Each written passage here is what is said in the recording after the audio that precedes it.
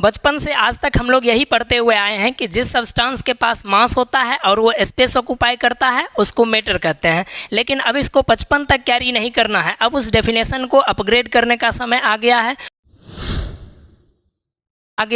तो सबसे पहले हम लोग ये समझेंगे कि यूनिवर्स में क्या क्या चीज़ एग्जिस्ट करता है। तो देखिए, यूनिवर्स दो चीज़ों से बना है, एक हमारा होता है रेडिएशन और दूसरा हमारा होता है मैटर।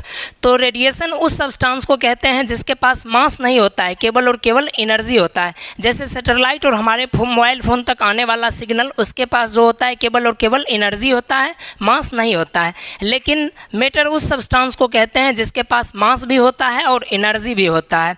तो आप मैटर का नया डेफिनेशन ये बोल सकते हैं कि पूरे यूनिवर्स में रेडिएशन को छोड़कर जितना भी सब्सटेंस है उसको हम लोग मैटर कहते हैं। या फिर अगर ये थोड़ा सा अगर ऑड लगे तो दूसरा डेफिनेशन ये बोल सकते हैं कि जिस सब्सटेंस के पास मास हो और काइनेटिक एनर्जी मौजूद होता है उसको हम लोग मैटर कहते हैं। स्पेस ऑक्यूपाई, देखिए कोई भी सब्सटेंस होगा जिसके पास वजन होगा वो ज़रूर ही स्पेस ऑक्यूपाई करेगा, तो वो जानबूझ करके बोलना ज़रूरी नहीं है। तो जिस सब्सटेंस के पास मास होगा और एनर्जी भी होगा उसको हम लोग मैटर बोलेंगे। तो आज से ये नया डेफिनेशन मैटर का याद रखिएगा।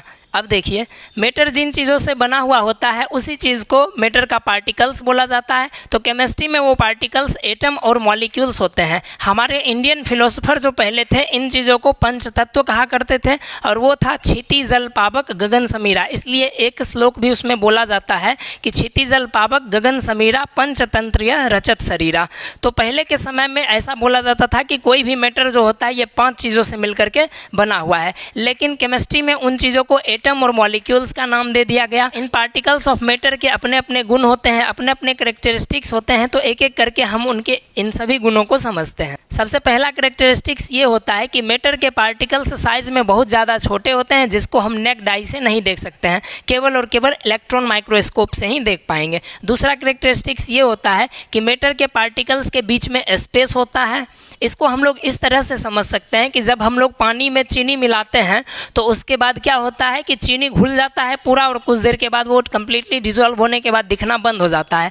तो पानी के मॉलिक्यूल्स के पास जो स्पेस होता है उस मॉलिक्यूल्स के स्पेस में जाकर के चीनी के पार्टिकल्स जाके पैक हो जाते हैं, घुल जाते हैं, इसलिए चीनी उसमें दिखाई नहीं देते हैं। इससे ये प्रूव होता है कि पार्टिकल्स जो भी होते हैं मैटर के उसके पास स्पेस होता है। तीसरा कैरेक्टरिस्टिक्स ये होता है कि मैटर के पार्टिकल्स हमेशा कॉन्स्टेंटली मूव करते रहते हैं। इसको आप इस तरह से समझ सकते हैं कि यदि आप पानी में 1-2 बूंद किसी इंक का गिराइएगा तो वो इंक धीरे धीरे पूरे पानी में फैल जाएगा। इसका मतलब ये हुआ कि उसके पार्टिकल्स हमेशा मोशन में होते हैं, और पार्टिकल का मोशन जिस एनर्जी के कारण होता है उस एनर्जी को हम लोग काइनेटिक एनर्जी के नाम से जानते हैं। मैटर के पार्टिकल्स का चौथा कैरेक्टरिस्टिक्स ये कहता है कि इसके पार्टिकल्स एक दूसरे को हमेशा अपनी ओर अट्रैक्ट करके रखते हैं, इनके बीच में अट्रैक्टिव फोर्स लगता है। अब बात करते हैं मैटर के क्लासिफिकेशन की। तो मैटर के फिजिकल प्रॉपर्टी के आधार पर मैटर को टोटल 5 भागों में डिवाइड किया गया है। लेकिन आपके क्लास में प्लाज्मा और बोस-आइंस्टीन कंडेंसेट को नहीं पढ़ना है, इसलिए आप लोग केवल 3 पार्ट्स पढ़ेंगे,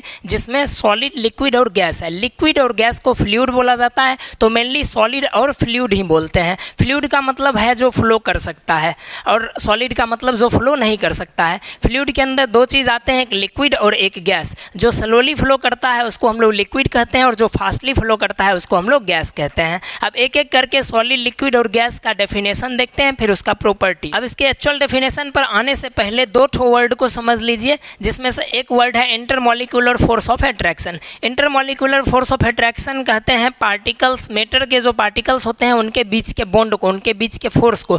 यदि इंटरमॉलिक्यूलर फोर्स ऑफ अट्रैक्शन किसी पार्टिकल का बहुत ही ज़्यादा है तो मतलब वो जल्दी गर्म करने पर नहीं टूटेगा, और गर्म करना कहलाता है थर्मल एक्सपेंशन। थर्मल एक्सपेंशन का मतलब हुआ कोई भी सब्सटेंस को जब हम लोग हीट करते हैं तो वो टूट जाना, वो थर्मल एक्सपेंशन कहलाता है। तो जब हम लोग सॉलिड का डेफिनेशन बताएंगे तो उसमें ये बताएंगे कि मैटर का वो स्टेट जिसका इंटरमॉलिक्यूलर फोर्स ऑफ अट्रैक्शन उसके थर्मल एक्सपेंशन से बहुत ही ज़्यादा होता है उसको सॉलिड कहते हैं। और उसके बाद यदि intermolecular force of attraction thermal expansion से थोड़ा सा ज़्यादा होता है तो उसको हम लोग लिक्विड कहते हैं। लेकिन यदि पार्टिकल्स के बीच का intermolecular force force of attraction thermal extension से बहुत ही कम होता है, मतलब हल्का सा भी गर्म कर दीजिए तो वो उड़ जाएगा, तो उसको हम लोग कहते हैं गैस। अब सॉलिड की फिजिकल प्रॉपर्टी की यदि हम लोग बात करते हैं तो जितने भी सॉलिड होते हैं उनके शेप और वॉल्यूम हमेशा फिक्स होते हैं। सॉलिड के पार्टिकल्स जो होते हैं वो काफ़ी ज़्यादा क्लोजली पैक्ड होते हैं, जिसकी वजह से इसको हम लोग दबा नहीं सकते हैं, यानी ये इनकम्प्रेसिबल होता है। इसकी डेंसिटी बहुत ही ज़्यादा होती है और इनके पार्टिकल्स के बीच में जो इंटरमॉलिक्यूलर फोर्स ऑफ अट्रैक्शन होता है वो काफ़ी ज़्यादा स्ट्रॉन्ग होता है। सॉलिड के पार्टिकल्स के बीच में जो है स्पेस बहुत ही कम होता है।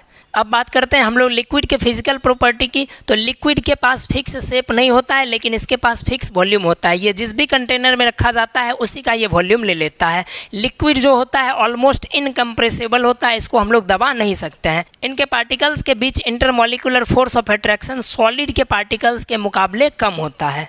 लिक्विड का जो डेंसिटी होता है वो सॉलिड के मुकाबले कम होता है और इसके पार्टिकल्स के बीच में सॉलिड के मुकाबले थोड़ा सा ज़्यादा स्पेस होता है। अब हम लोग गैस के फिजिकल प्रॉपर्टी की अगर बात करते हैं तो गैस के पास ना ही फिक्स शेप होता है ना ही इसका फिक्स वॉल्यूम होता है, और गैस एकमात्र ऐसा सब्सटेंस है जो किसी भी कंटेनर को कम्प्लीटली फिल कर सकता है। इसको हम आराम से कंप्रेस कर सकते हैं, जैसे बैलून में गैस भर करके उसको हम लोग आराम से दबा सकते हैं। इसका डेंसिटी बहुत ही कम होता है और इसके पार्टिकल्स बहुत ही ज़्यादा दूर दूर पे रहते हैं और इसके पार्टिकल्स के बीच इंटरमॉलिक्यूलर फोर्स ऑफ अट्रैक्शन सबसे कम होता है। इसके पार्टिकल्स आसानी से एक जगह से दूसरे जगह मूव कर सकते हैं। तो ये टोटल था सॉलिड, लिक्विड और गैस का फिजिकल प्रॉपर्टीज। अब हम लोग जानते हैं कि मैटर का पार्टिकल्स जो होता है वो हमेशा मूव करते रहता है अपनी काइनेटिक एनर्जी की वजह से। तो जब दो या दो से अधिक मैटर के पार्टिकल्स अपने काइनेटिक एनर्जी की वजह से, मोशन की वजह से आपस में मिल जाते हैं और मिक्स हो जाते हैं, तो इसी घटना को हम लोग डिफ्यूजन कहते हैं। डिफ्यूजन अलग अलग सब्सटेंस के साथ हो सकता है, गैस का गैस के साथ डिफ्यूजन, लिक्विड का लिक्विड के साथ डिफ्यूजन और सॉलिड का सॉलिड के साथ diffusion.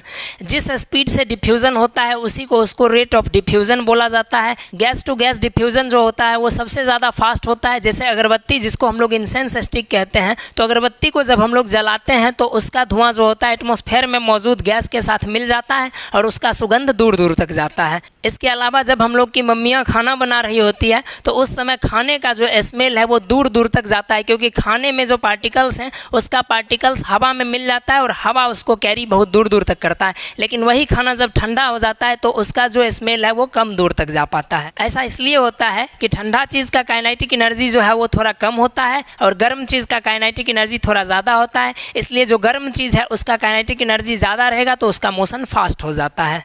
Liquid to liquid diffusion जो होता है वो थोड़ा सा स्लो होता है। जैसे पानी में अगर 2-4 बूंद अगर हम लोग इंक का डालते हैं तो वो इंक पानी में धीरे धीरे डिजॉल्व होगा। सॉलिड टू सॉलिड डिफ्यूजन जो होता है वो सबसे ज़्यादा स्लो होता है, जिसके वजह से कई साइंटिस्ट ये मानते हैं कि सॉलिड टू सॉलिड डिफ्यूजन होता ही नहीं है, लेकिन ऐसा बात नहीं है। सॉलिड टू सॉलिड डिफ्यूजन होता है लेकिन उसको डिफ्यूज़ होने में थोड़ा सा ज़्यादा समय लगता है। जैसे दुर्गा पूजा के समय में नोटिस ब्लैक बोर्ड पर लिखी जाती थी चौक से, और उसके बाद अगर नोटिस को ऐसे ही छोड़ दिया जाए, मिटाया नहीं जाता था, तो जब छुट्टी के बाद 7-8 दिन के बाद जब क्लास खुलती थी तो उसको मिटाने में थोड़ा सा प्रॉब्लम होता था, क्योंकि चौक जो है वो डिफ्यूज़ कर चुका है ब्लैक बोर्ड के साथ। इसलिए इसका डिफ्यूज़न थोड़ा देर से होता है लेकिन डिफ्यूजन होता ज़रूर है। सबसे फास्ट गैस टू गैस, उससे स्लो लिक्विड टू लिक्विड और सबसे स्लो सॉलिड टू सॉलिड का डिफ्यूजन होता है। ये रेट ऑफ डिफ्यूजन है। अब बात करते हैं टेम्परेचर की, तो टेम्परेचर का कॉमन यूनिट डिग्री सेल्सियस है और इसके आविष्कारक एंडर्स सेल्सियस थे, और टेम्परेचर का ऐसा यूनिट केल्विन है और इसके आविष्कारक लॉर्ड विलियम थॉमसन केल्विन थे,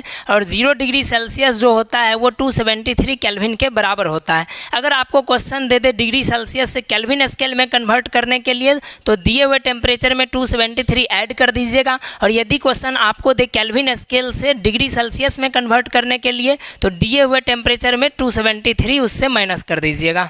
देखिए 0 केल्विन को एब्सोल्यूट जीरो टेम्परेचर बोला गया है और ये दुनिया का सबसे लोएस्ट पॉसिबल टेम्परेचर है। इस टेम्परेचर पर मैटर के किसी भी पार्टिकल का कोई भी मोशन नहीं होता है और ना ही कोई हीट होता है, और ऐसा बोला जाता है कि 1 सेकेंड के लिए भी अगर एब्सोल्यूट जीरो टेम्परेचर हो जाता है तो पूरी दुनिया खत्म हो जाएगी। डिग्री सेल्सियस पर इसका वैल्यू -273 डिग्री सेल्सियस होता है और फ़ारेनहाइट स्केल पर इसका वैल्यू -460 फ़ारेनहाइट होता है। किसी भी मैटर के फिजिकल स्टेट को हम लोग दो तरीका से चेंज कर सकते हैं। पहला उसके टेम्परेचर को चेंज करके, दूसरा उसके प्रेशर को चेंज करके। सबसे पहले देखते हैं कि जब हम लोग टेम्परेचर को चेंज करेंगे तो मैटर के फिजिकल स्टेट में क्या चेंजिंग इफेक्ट देखने को मिलेगा। सबसे पहला इफेक्ट है मेल्टिंग। जब भी किसी सॉलिड को गर्म करके लिक्विड बनाते हैं तो उसको मेल्टिंग कहा जाता है। आइस का मेल्टिंग पॉइंट 0 डिग्री सेल्सियस होता है, वहीं पर वैक्स जिसको मोमबत्ती कहते हैं उसका मेल्टिंग पॉइंट 63 डिग्री सेल्सियस होता है, और लोहा आयरन का मेल्टिंग पॉइंट 1535 डिग्री सेल्सियस होता है। दूसरा इफेक्ट हमारा होता है बॉइलिंग।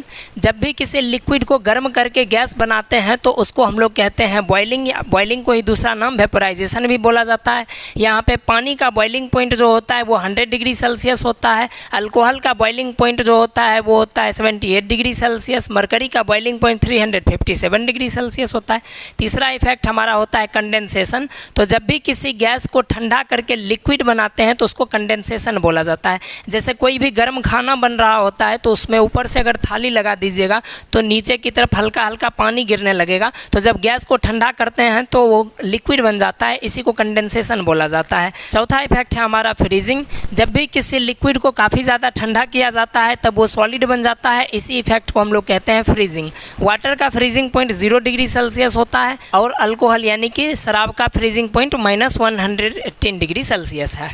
देखिए, जिस टेम्परेचर पे कोई भी मैटर सॉलिड, लिक्विड और गैस तीनों स्टेट में पाया जाता है उस टेम्परेचर को उस मैटर का ट्रिपल पॉइंट बोला जाता है। और वाटर का ट्रिपल पॉइंट 0 डिग्री सेल्सियस होता है, क्योंकि बर्फ़ जो है पानी बनता है 0 डिग्री पर, पानी भी बर्फ़ बनता है 0 डिग्री पर। और जब भी बर्फ़ वगैरह, आइसक्रीम वगैरह को देखिएगा ठेला वाले को, तो जब भी वो खोलते हैं तो उसमें से गैस भी रिलीज होता है, तो उस समय भी टेम्परेचर 0 डिग्री होता है। इसलिए पानी जो होता है सॉलिड, लिक्विड, गैस तीनों स्टेट में 0 डिग्री पर पाया जाता है, इसलिए पानी का ट्रिपल पॉइंट 0 डिग्री सेल्सियस होता है। पानी सबसे ज़्यादा डेंसर 4 डिग्री सेल्सियस पर होता है, और अगर इससे ज़्यादा टेम्परेचर करते हैं या इससे कम टेम्परेचर करते हैं तो उसका डेंसिटी घटना शुरू हो जाता है। अब देखते हैं प्रेशर को चेंज करने से मैटर के फिजिकल स्टेट में क्या क्या चेंजिंग इफेक्ट देखने को मिलता है। तो देखिए, प्रेशर को जब भी हम लोग काफ़ी ज़्यादा बढ़ाते हैं और टेम्परेचर को उसको बहुत ज़्यादा घटा देते हैं तो किसी भी गैस के फिजिकल स्टेट को चेंज किया जा सकता है, लिक्विड या फिर उसको सॉलिड में। गैस को अगर लिक्विड में हम लोग चेंज करते हैं, इसका एक एग्जाम्पल है लिक्विफाइड पेट्रोलियम गैस, जो कि हम लोग के घर में यूज़ होता है, LPG। और गैस को यदि सॉलिड में चेंज करते हैं टेम्परेचर बहुत ज़्यादा कम करके और प्रेशर को बहुत ज़्यादा हाई करके, तो उसका एक उदाहरण है सॉलिड कार्बन डाइऑक्साइड, जिसको हम लोग ड्राई आइस के नाम से भी जानते हैं।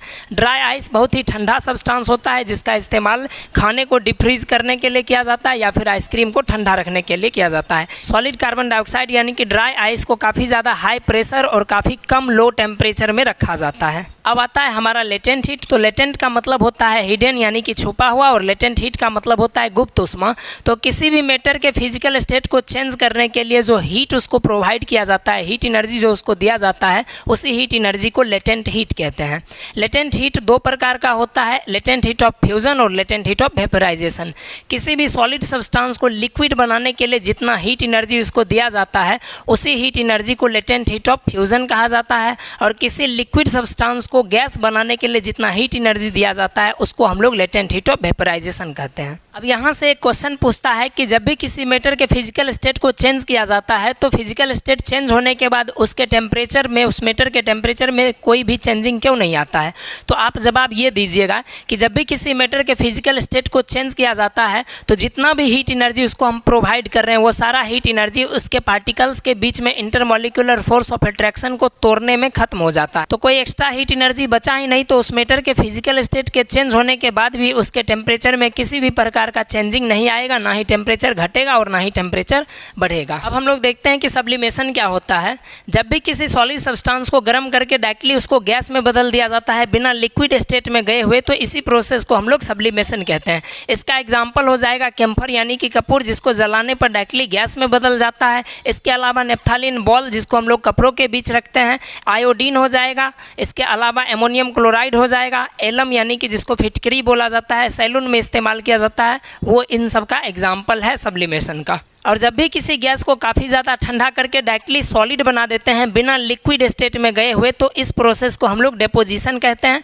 डेपोजिशन सब्लिमेशन का जस्ट उल्टा होता है, और डेपोजिशन का एक एग्जाम्पल सॉलिड कार्बन डाइऑक्साइड, जिसको ड्राई आइस कहते हैं, वो है। अब हम लोग देखते हैं कि इवापोरेशन और वेपराइजेशन में क्या अंतर होता है।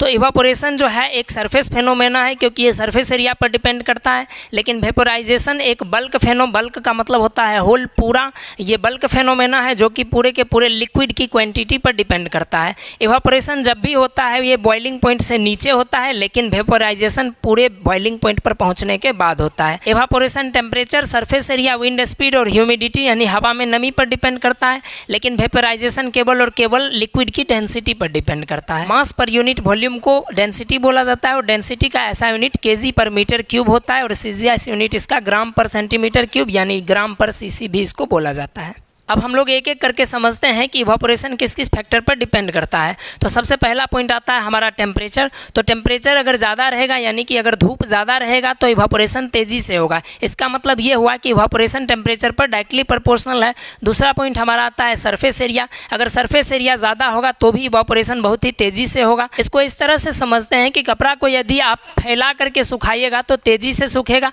लेकिन कपड़ा को अगर एक जगह पर समेट करके सूखने के लिए छोड़ दीजिएगा तो वो देर से सूखेगा। इसलिए सरफेस एरिया जो होता है अगर ज़्यादा रहेगा तो इवापोरेशन बहुत ही फास्टली होता है। मतलब इवापोरेशन जो है सरफेस एरिया पर भी डायरेक्टली प्रोपोर्शनल है। तीसरा पॉइंट हमारा होता है विंड स्पीड। यदि हवा का स्पीड ज़्यादा होता है तो भी इवापोरेशन बहुत ही तेज़ी से होगा, यानी कि इवापोरेशन जो है विंड स्पीड पर भी डायरेक्टली प्रोपोर्शनल होता है। और चौथा पॉइंट हमारा होता है ह्यूमिडिटी, यानी हवा में नमी की मात्रा, यानी हवा में अगर मॉइस्चर की मात्रा ज़्यादा है तो इवापोरेशन धीरे धीरे होगा। इसका मतलब इवापोरेशन ह्यूमिडिटी पर इन्वर्सली प्रोपोर्शनल होता है। अब ये पॉइंट हमेशा ध्यान रखिएगा कि इवापोरेशन की वजह से सरफेस पर कूलिंग बढ़ता है। तो यहाँ पर से एक क्वेश्चन पूछा जाएगा कि इवापोरेशन की वजह से सरफेस पर किस प्रकार से कूलिंग बढ़ता है। तो याद रखिएगा इवापोरेशन में होता है लिक्विड को गैस बनना होता है, और लिक्विड को गैस बनने के लिए टेम्परेचर गेन करने की आवश्यकता होगी। तो वो जो टेम्परेचर होता है अपने सराउंडिंग से गेन कर लेता है, और सराउंडिंग का टेम्परेचर लेकर के लिक्विड इवापोरेट होकर गैस बन जाता है, जिसके वजह से सराउंडिंग का टेम्परेचर घट जाता है, और इस तरह से इवापोरेशन जो है सराउंडिंग के टेम्परेचर को कम करके वहाँ पे कूलिंग प्रोवाइड करता है। दूसरा क्वेश्चन ये पूछता है कि गर्मी के दिनों में मिट्टी का जो घड़ा होता है जिसको अर्थन पॉट कहा जाता है, उसमें बहुत देर तक पानी ठंडा कैसे रहता है। तो आप इसका जवाब ये दीजिएगा कि मिट्टी के घड़े में बहुत सारे मिलियंस की संख्या में बहुत सारे छोटे छोटे छेद होते हैं, जिन छेद से होकर के पानी लगातार बाहर आते रहता है, और जो पानी घड़े के बाहर आ जाता है वो पानी इवापोरेट होने के लिए अंदर के पानी से उसका काइनेटिक एनर्जी, उसका टेम्परेचर गेन करके वो गैस बन के उड़ जाता है, और अंदर से टेम्परेचर गेन करने की वजह से जो वेपराइजेशन हो जाता है तो अंदर के पानी का टेम्परेचर घट जाता है, यानी पानी ठंडा रहता है। एक क्वेश्चन ये पूछेगा कि पसीना चलने की वजह से हमारे शरीर का टेम्परेचर कम कैसे होता है। तो जब भी पसीना चलता है तो हमारे शरीर के ऊपर जो भी वाटर मॉलिक्यूल्स मौजूद रहते हैं वो वाटर मॉलिक्यूल्स वेपराइज होने के लिए हमारे शरीर के अंदर से हीट एनर्जी को एब्जॉर्ब करते हैं, और हीट एनर्जी को एब्जॉर्ब करके वो वेपराइज हो जाते हैं, जिसके वजह से हमारे शरीर का हीट एनर्जी घटता है, और इस प्रकार से हमारे शरीर के अंदर ठंडक महसूस होता है। एक क्वेश्चन ये पूछेगा कि जब भी हम लोग किसी गिलास में ठंडा पानी या बर्फ़ को रखते हैं तो उस गिलास के बाहरी सरफेस पर वाटर ड्रॉपलेट्स दिखाई क्यों देता है। तो इसका जवाब ये दीजिएगा कि बाहर में जो एयर मॉलिक्यूल्स वेपर के फॉर्म में मौजूद होते हैं, जब भी उस गिलास के कॉन्टैक्ट में आते हैं तो उसका टेम्परेचर एकाएक डाउन हो जाता है, क्योंकि बाहर का टेम्परेचर ज़्यादा है और गिलास में रखे हुए पानी का टेम्परेचर कम है, और गिलास के साथ वो सटने पर एयर मॉलिक्यूल्स उसका टेम्परेचर कम होता है, जिसके वजह से जब भी किसी गैस का टेम्परेचर को कम किया जाता है तब वो लिक्विड बन जाता है, जिसको कंडेंसेशन बोलते हैं प्रोसेस। इसी प्रोसेस की वजह से वो जो गैस होता है वो लिक्विड बन जाता है, और लिक्विड बन करके गिलास के बाहरी सरफेस पर वो ड्रॉपलेट्स के फॉर्म में मौजूद रहता है। तो उम्मीद करते हैं कि यहाँ तक आपको सारी चीज़ें अच्छे से समझ में आई होगी। अगर आप इस चैप्टर का रिवीजन नोट्स चाहते हैं तो इसको आप फ्री में डाउनलोड कर सकते हैं साइंस विजन बेगूसराय के ऐप के ऊपर। इस ऐप का लिंक डिस्क्रिप्शन में भी दिया हुआ है, और गूगल प्ले स्टोर पर आप साइंस विजन बेगूसराय सर्च करके डाउनलोड कर सकते हैं। इस चैप्टर के अलावा आप किसी भी क्लास के किसी भी चैप्टर का रिवीजन नोट्स वहाँ पे फ्री में डाउनलोड कर सकते हैं। अगला वन शॉट वीडियो आप किस चैप्टर का चाहते हैं ये आप हमें कमेंट में भी बता सकते हैं। तो मिलते हैं हम लोग नेक्स्ट वीडियो में।